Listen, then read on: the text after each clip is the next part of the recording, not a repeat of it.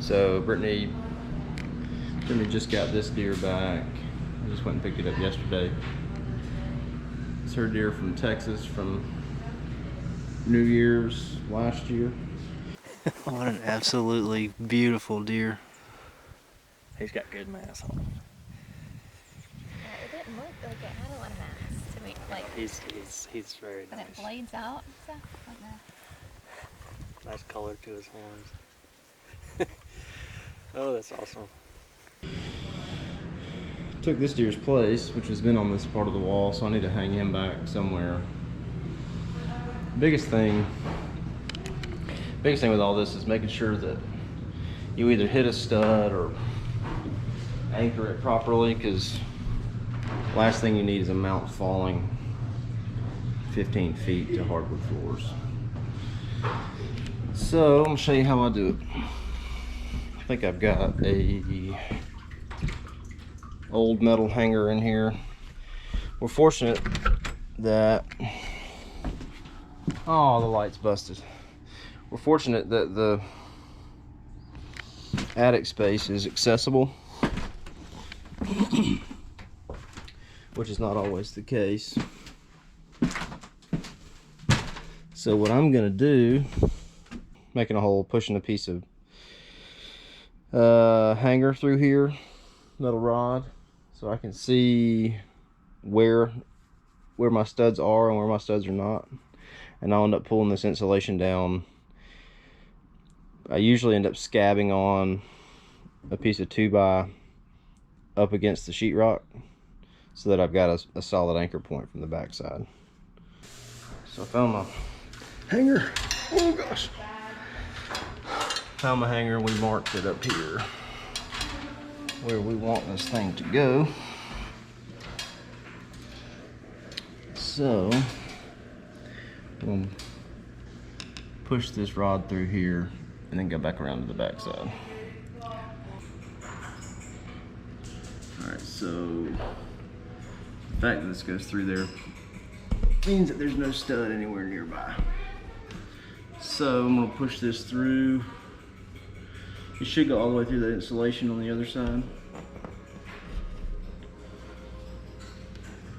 We'll find it on the other side and then we'll scab on basically scab on another stud on the back side to give us something to screw to. So here is my coat hanger. So now I'm going to get this knife that's stuck in the wall all creepy like, cut this insulation out for a moment, scab in a 2x, and we'll be in great shape. Obviously these nails on the back side are stuck into studs, so we're, what's that, 4 inches probably from where we want to put this mount.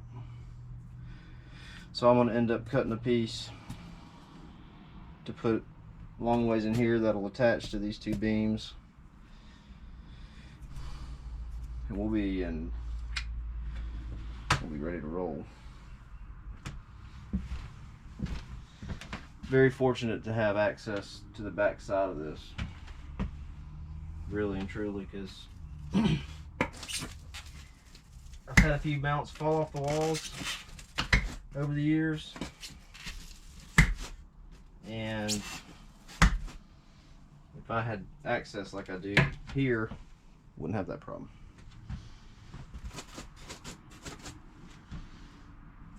Y'all have seen our living room. We got a lot of stuff on the wall.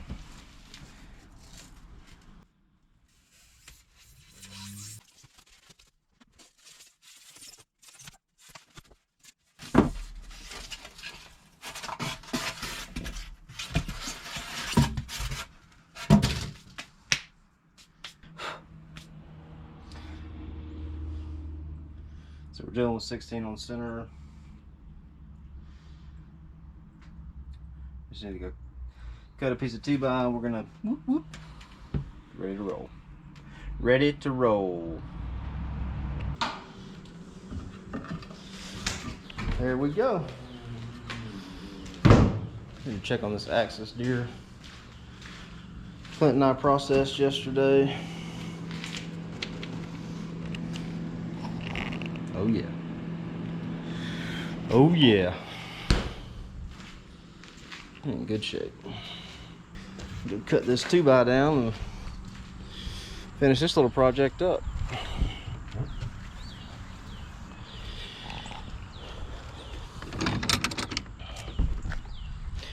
So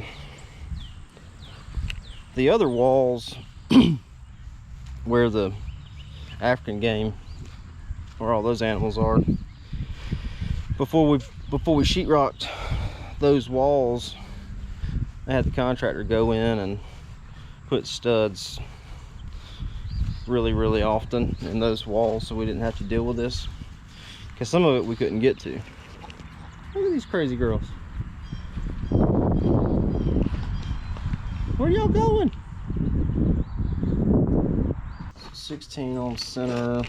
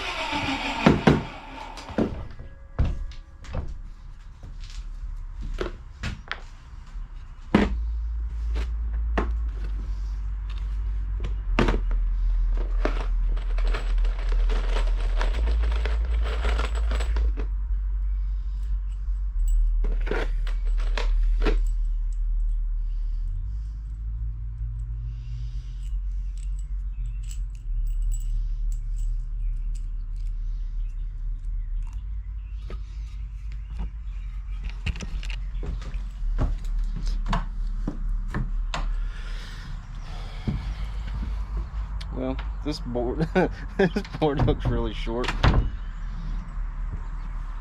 I probably don't have standard width walls because this house is kind of old, but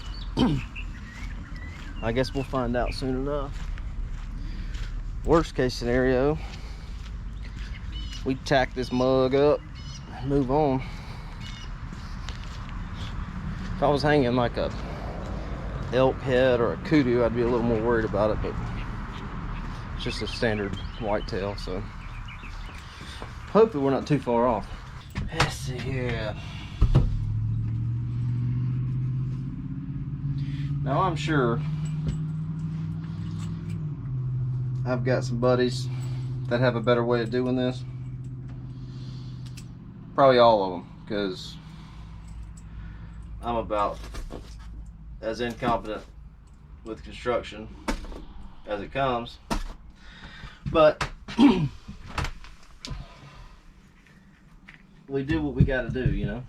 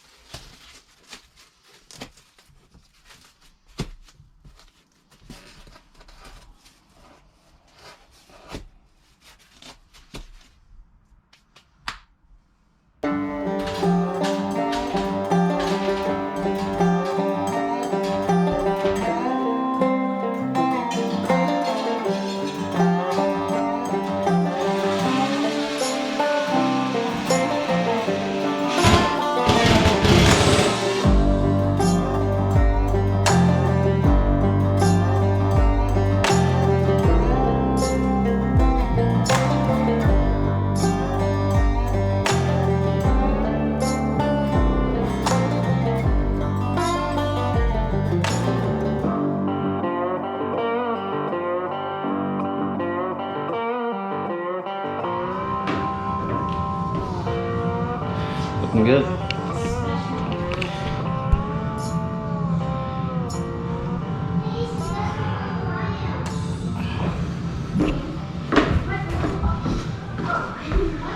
So like I said, these walls have a bunch of backing. So they've got extra joists. They turned out good.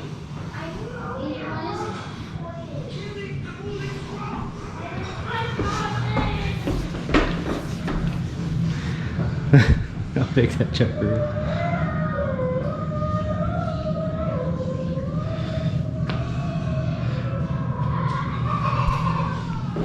Good? Looks good?